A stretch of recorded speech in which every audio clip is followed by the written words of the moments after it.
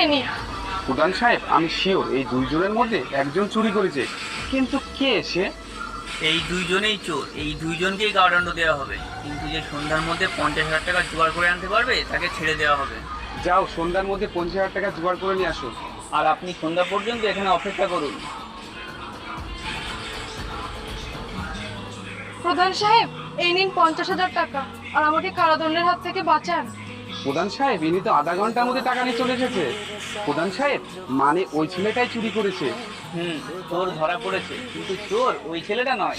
তাহলে কে প্রধান সাহেব? এই মহিলাই আপনার নেকলেস চুরি করেছে। যে ওই নেকলেস চুরি করেছিল সে ওই নেকলেস বিক্রি করে আধা ঘন্টার মধ্যে টাকা নিয়ে চলে এসেছে। আর ওই গরিব বেচারা ছেলেটা টাকা জোগাড় করার জন্য এখন ওইদিক ওদিকে ছুটে বেড়াচ্ছে।